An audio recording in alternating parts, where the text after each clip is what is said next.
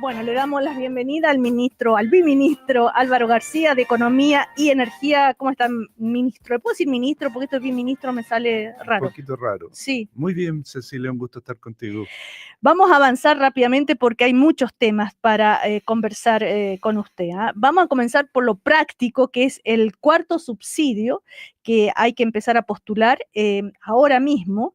Entonces, que explique así en fácil quiénes tienen derecho, cómo hacerlo, y también después hacer un pequeño balance de lo que ya, cuántas personas se han beneficiado y con cuántos montos, digamos, en qué en concreto. Bueno, para postular al subsidio hay un solo requisito y es estar inscrito en el Registro Social de Hogares y pertenecer al 40% más vulnerable de la población. Si esa es la situación, hay que postular al subsidio eléctrico, a no ser que ya lo haya tenido en el pasado. En ese caso, la información ya tiene. Y para postular hay un periodo bien definido entre el 25 de noviembre y el 5 de diciembre. ¿Dónde se postula? Se puede postular en Chile Atiende o a través de páginas web, tusubsidioeléctrico.cl y otra que les doy a continuación. Bueno, pero a ver, ¿cómo sé yo que puedo tener derecho? Simplemente postulo y serán en Chile Atiende, que sé yo, que verán mis condiciones y me van a decir, ¿tiene derecho o no tiene derecho? Si uno postula y está inscrito en el Registro Social de Hogares, el sistema lo identifica automáticamente. Por lo tanto, si no pertenece al 40% más vulnerable, no va a poder continuar con la postulación. Y si no, si pertenece, ministro, la va a poder completar. ¿Usted tiene idea de más o menos qué características tienen las personas que hacen parte de este 40% más vulnerable? No conozco la cifra exacta de ingresos. Sí corresponde, hoy día el subsidio lo están recibiendo alrededor de 2 millones de hogares, por lo tanto es un subsidio que llega a muchas personas. Después de la PGU es el subsidio más extenso que da el Estado, así que hay grandes oportunidades de obtenerlo. Las personas que recibieron subsidio, los otros subsidios, ¿ya no tienen derecho a este? No, sí, también. Sí, por supuesto, y incluso más, no tienen que volver a registrarse a no ser que su situación haya cambiado, que se hayan cambiado de casa o algo por el estilo. Si su situación de ingreso ha cambiado, eso va a estar reflejado en el registro y por lo tanto pudieran no ser objeto del subsidio. Para que tengan una idea, para una familia promedio en Chile, la cuenta es en torno a los 50.000 pesos, ¿no es cierto? Y si tiene el subsidio va a ser en torno a los... A ver, el subsidio es variable dependiendo del número de personas del hogar, va entre 30 y 55 mil pesos. Por lo tanto, para una cuenta promedio de 50 mil pesos, como tú bien señalas, en febrero próximo, que va a ser el primer mes que se otorgue el nuevo subsidio, el subsidio más la devolución va a implicar que la cuenta baja alrededor de 30 mil pesos. ¿Y qué esfuerzo le significa al Estado a las cuentas fiscales estos subsidios? Es un monto bastante significativo de recursos y es muy importante tu pregunta porque el subsidio vigente se acaba en esta oportunidad. Y por lo tanto, tenemos un proyecto de ley en el Congreso que va a permitir mantener el subsidio en el tiempo, siempre y cuando termine de aprobarse ese proyecto de ley. ¿Y el pronóstico?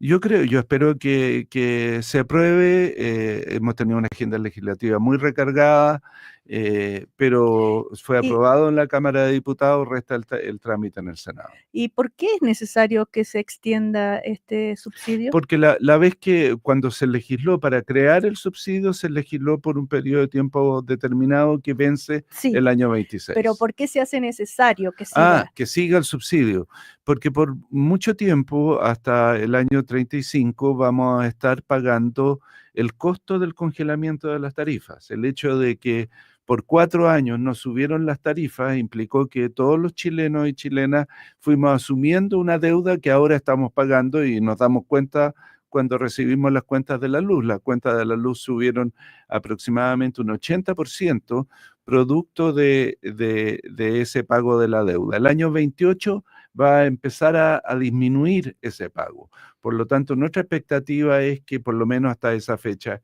exista un subsidio. Me imagino que ustedes como autoridades tienen conciencia de lo que significó, el impacto que significó justamente este aumento en las cuentas porque hay que pagar la deuda después del congelamiento, pero quizás no todas las personas les queda muy claro, lo único que dice, ¡ay, aumentó la luz! Y a eso, justo en ese contexto, llega este error de cálculo, ¿no es cierto? Y que significa que se le había cobrado un sobreprecio, pequeño, dijo usted, pero igual. Psicológicamente y sociológicamente, esto fue una bomba. Sí, y es muy difícil para la gente comprenderlo, por eso es muy importante tu pregunta. Producto del congelamiento de las tarifas y el pago de ellas, la cuenta promedio subió alrededor de un 80%, o sea, casi se duplicó. Producto del error que se cometió, la cuenta promedio iba a subir, porque todavía no sube, iba a subir 2%. O sea, una diferencia gigantesca entre uno y otro. Eh, por eso es que devolviendo todo lo que se iba a cobrar en exceso, que va a ocurrir a partir del 1 de enero próximo, la devolución es en torno a los 2.000 pesos mensuales. Ujú. Una cifra bastante inferior a la que subió la luz, pero porque son dos fenómenos que no tienen nada que ver uno con el otro. Pero ¿están conscientes de lo que eso significa para las familias, para las personas? No sé, lo que se sienten es estafada o que una vez más abusan de nosotros, O sea, etcétera, etcétera. desafortunadamente, durante un tiempo, yo espero que eso haya pasado, se sobredimensionó el efecto del error. Se habló de que las cuentas habían subido enormemente, de que habían subido los colegios, de que habían quebrado empresas, todas cosas que no ocurrieron, eh, porque las cuentas de la luz no subieron, sino muy, muy marginalmente. Eh, pero claro, como ya habían subido antes, la gente dijo, están hablando de esa alza. No, no estaban hablando de esa alza. Esa alza la vamos a tener que seguir pagando, desafortunadamente, y la otra, la del error, nunca va a llegar a figurar en las cuentas de la luz de las personas. ¿Y entonces por qué se le va a devolver algo que no se le ha cobrado? Porque lo que ocurrió fue, a ver, este es el proceso. Se congelaron las tarifas. Hubo un momento en que teníamos que pagar todo lo que no habíamos pagado ¿Mm? y el gobierno tomó una muy sabia decisión a mi juicio, que es decir, ok, las vamos a pagar, pero las vamos a pagar de aquí al año 35. Y por lo tanto se endeudó la ciudadanía a través del Estado para pagar de a poquito esta cuenta. Las empresas que debían cobrar la cuenta estaban en condiciones de cobrarla anticipadamente, no iban a esperar al año 35 y por lo tanto cobraron esta plata del error. Y la tenían en sus arcas, y eso es lo que le estamos diciendo, oiga, devuelva esa plata que ustedes cobraron injustificadamente. Y afortunadamente las empresas han estado disponibles para hacerlo. Perdón si no tengo mucha capacidad de comprensión. A ver, las empresas, ustedes, el Estado les devuelve anticipadamente la deuda esa que había por el congelamiento, ¿no es cierto? Y en esa plata que ellos reciben está incluido ese pequeño sobreprecio. Exactamente. Entonces, las familias no alcanzaron a pagar ese pequeño sobreprecio. Sí, pero es parte de la deuda que están pagando. Y por lo tanto nosotros le vamos a devolver anticipadamente esa proporción para que nunca la paguen. Perfecto, se entendió.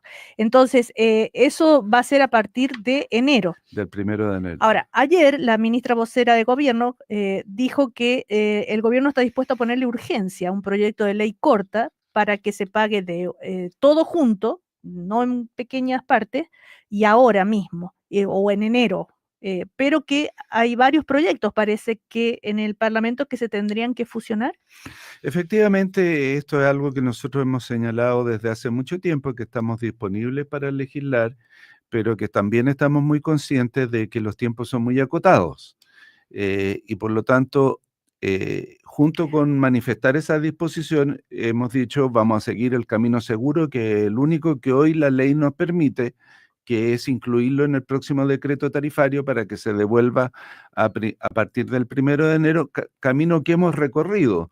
De hecho, ya todo el procedimiento interno del gobierno para que eso se lleve adelante está completado. Esta semana entra el decreto a Contraloría y una vez que esta dé su visto bueno, va a ser efectivo. Sí, que estaban dispuestos a esa ley, lo sabíamos. Lo nuevo es que ayer dice, están dispuestos a ponerle urgencia. A un proyecto de ley que aún no existe. O sea, o más bien, existen varios proyectos de ley que tienen que ser fusionados, posteriormente analizados y enviados al Congreso, todo esto en un periodo de tiempo muy breve. Por eso que en paralelo estamos siguiendo este otro camino. Ahora, recordemos que estos pequeños sobrepesos y este error de cálculo y lo de Transelec, en fin, le costó, ¿no es cierto?, al exministro de Energía, el ministro Pardow, esta acusación constitucional que fue aprobada ayer por la Cámara de Diputados, que va al Senado. Él dice que es absolutamente injusto, ¿no es cierto? E insiste, también el ministro del Interior lo defendió ayer, bueno, obviamente. ¿Cuál es la mirada del actual ministro de Energía?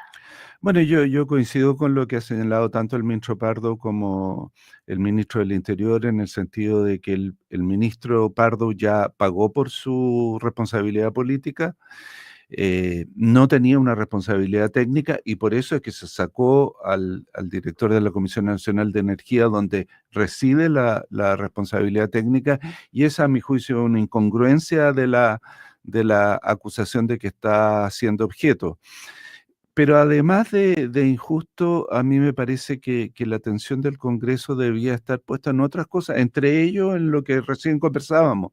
Es muy importante que salga el subsidio eléctrico. Si no, se va a acabar el año 26 y el 40% más pobre de las familias van a haber incrementado muy significativamente sus cuentas de la luz. Pero hacer una acusación constitucional y también legislar, ¿no se pueden hacer las dos cosas? Bueno, se pueden hacer las dos cosas, pero el hecho concreto es que no estamos haciendo la segunda. Ahora, el tema de Transelec en particular es lo que más se le reprocha al exministro Pardow, no haber contado eso, no haberlo hecho, digamos, público, haberlo socializado con el Parlamento, con la ciudadanía. Y él dice, yo no lo podía socializar porque no tenía todos los elementos, eso era algo técnico que había que calcular, que para algo así que para qué voy a decir algo alarmante cuando todavía no conozco los detalles. ¿Es eso? Bueno, efectivamente, el ministro Pardo tomó la iniciativa inmediatamente que fue informado de este error cometido por la empresa y autodenunciado, para clarificar el monto exacto que correspondía. Y eso también está establecido en la ley. La ley mandata al coordinador eléctrico a hacer una auditoría para que determine exactamente el costo que la ciudadanía iba a pagar por ese error de la empresa, y el ministerio solicitó al coordinador eléctrico que iniciara esa auditoría. Posteriormente, el coordinador señaló que se iba a demorar mucho tiempo en hacer la auditoría, por lo tanto se le pidió a la Comisión Nacional de Energía que auditara los números que la empresa había dado, cosa que la Comisión de Energía hizo y concluyó en su estudio recién hace 2 meses. A ver, bueno, eso está ahí, vamos a ver qué pasa en el Senado, ¿verdad? Quizá usted, si le hubiera tocado a usted esa circunstancia, hubiera hecho lo mismo. Sí, no, cuesta ponerse en circunstancias en las que uno no participó. Lo que sí hice apenas asumí al día siguiente, de hecho, fue transparentar toda la información que teníamos e iniciar Sí, lo sé, conversaciones con lo la recuerdo. empresa. Así es. Estamos con el ministro de Energía y de Economía, Álvaro García. Hablemos de otros temas, también en tanto como ministro de Economía. Acaba de terminar el panel de economistas de todos los jueves y uno se queda con la sensación de que las cosas no están muy bien. Que el crecimiento es muy deplorable, que las perspectivas, que el presupuesto que se está discutiendo no está muy bien, que las arcas fiscales, etcétera. Y ustedes desde el gobierno tratan, ¿no es cierto?, de convencernos de que el país no se cae a pedazos. Pero ahí hay una dificultad entre lo que dicen ustedes y lo que percibe la ciudadanía. Sí, O que tal vez la percibe Efectivamente, por lo que se escucha, ¿no? el clima electoral nos ha ayudado a tener una buena comprensión de lo que está ocurriendo con la economía, donde si bien uno no se puede declarar satisfecho, sí hay un cambio positivo y muy significativo. Chile estuvo creciendo durante mucho tiempo en torno al 2%. Durante los últimos 2 años esa cifra se ha elevado al 2,5%.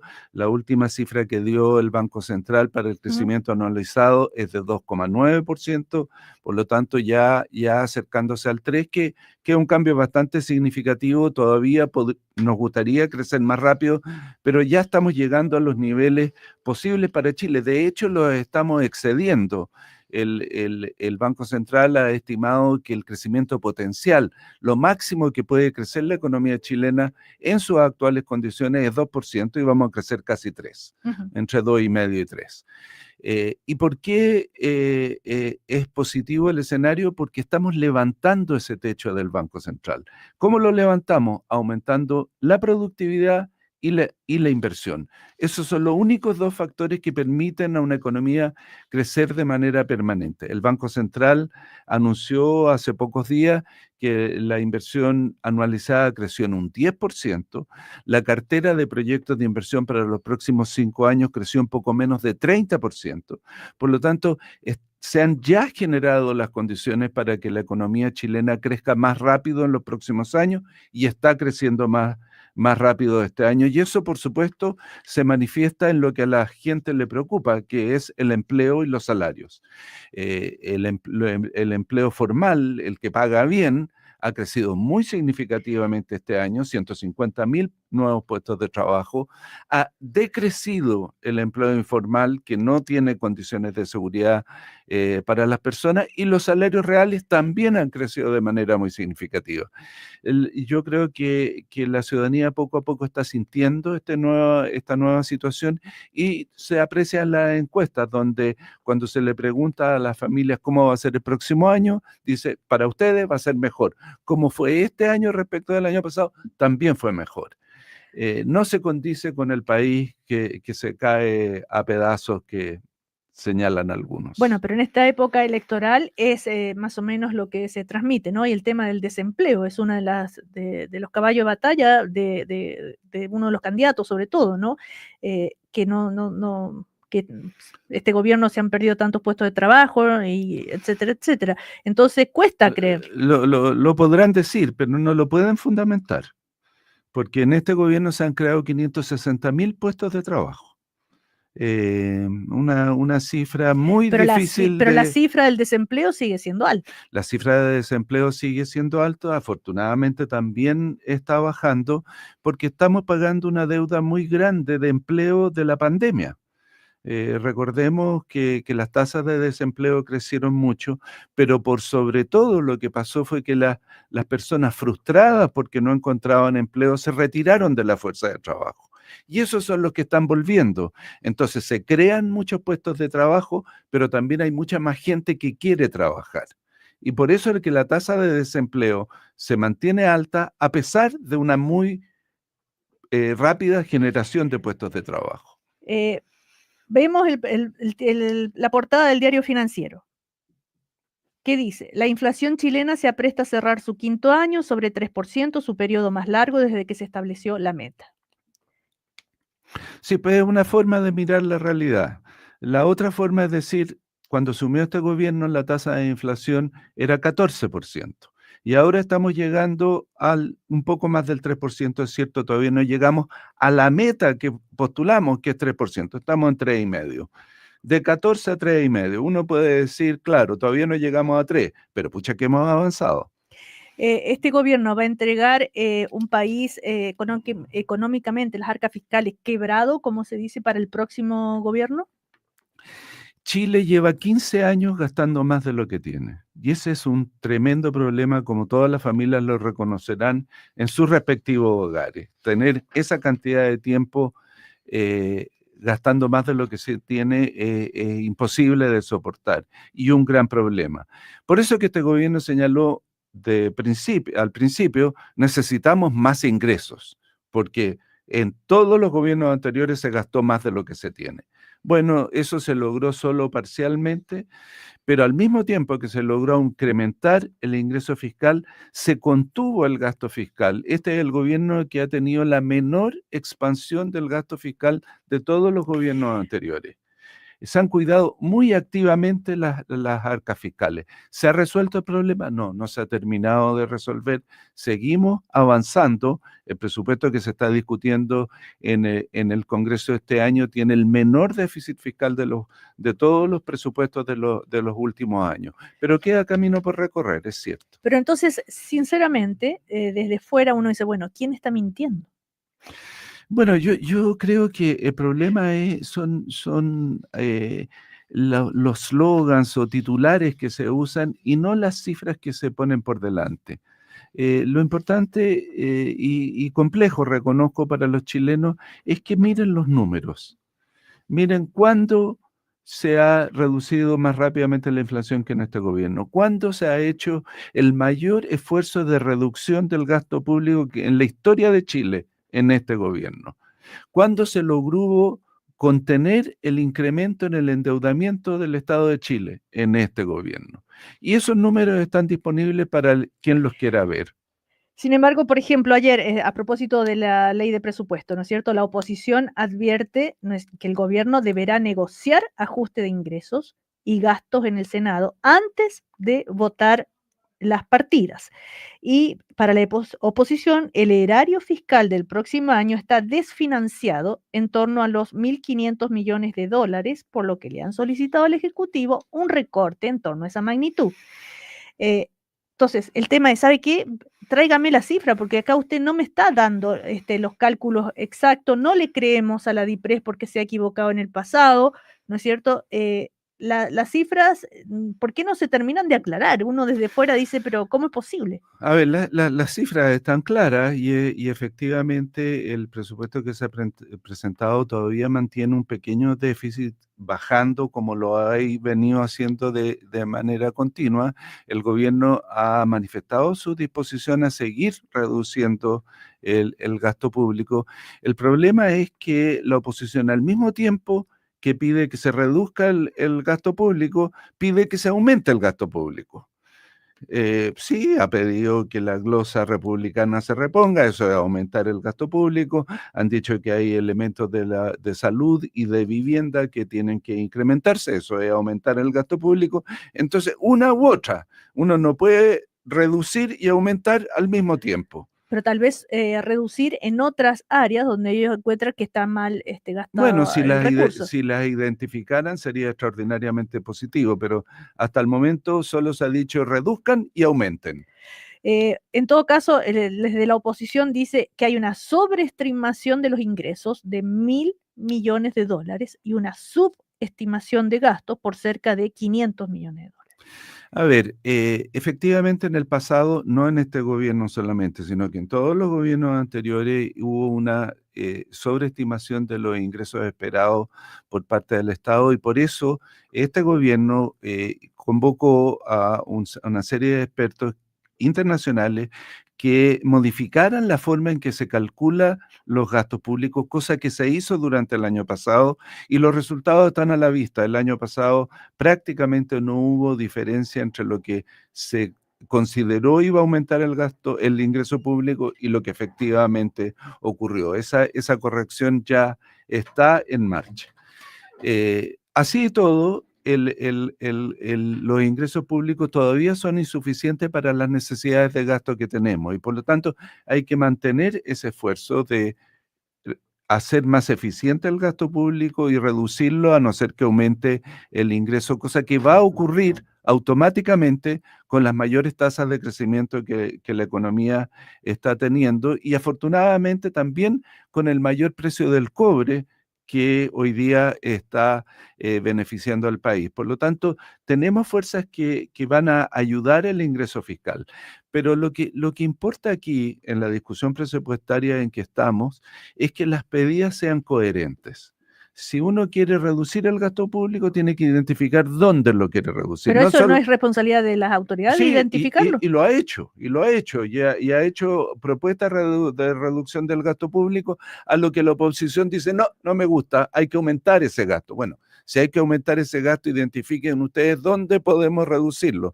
Esa conversación no está ocurriendo por parte de la oposición. Teniendo en cuenta, o sea, terminando ya, cerrando, esto que describe el ministro de Economía y Energía como buenas cifras en la economía, una especie de percepción equivocada que se tiene, entonces, gobierne quien gobierne, el próximo periodo va a recibir un país en buenas condiciones, o sea, tenemos que tener como esperanza positiva. A ver, dos comentarios. Uno, yo creo que las cifras económicas son mucho mejores ahora que en el pasado, pero no me quiero declarar por satisfecho. No quiero decir está todo bien, perfecto. No, porque sabemos que la tasa de desempleo es más alta de lo que nos gustaría. Nos gustaría que están creciendo los salarios reales, pero nos gustaría que siguieran. Por lo tanto, no es que me declare satisfecho con el panorama económico, pero de que es mejor del que teníamos antes, sin lugar a dudas. Y de que las perspectivas de futuro de la economía chilena son también mejores, eso es indudable. Por primera vez la productividad creció el año pasado, por primera vez en muchos años, por primera vez la tasa de crecimiento de la inversión es significativamente mayor que en el pasado, y eso eleva el potencial de crecimiento de la economía. Las perspectivas para el futuro crecimiento son muchísimo mejores que las que heredara este gobierno. Bueno, le damos las gracias, podríamos seguir conversando muchísimo más, por supuesto, al ministro de Energía y de Economía, Álvaro García. No se olvide entonces postular al subsidio, eso es lo práctico, hasta el 5 de diciembre. Desde el 25 de noviembre al 5 de diciembre. Al 5 de diciembre. Muchas gracias, biministro, que le vaya muy bien. Gracias por venir. Buenos días. Vamos a las noticias ahora. Rodrigo Vergara nos cuenta lo que está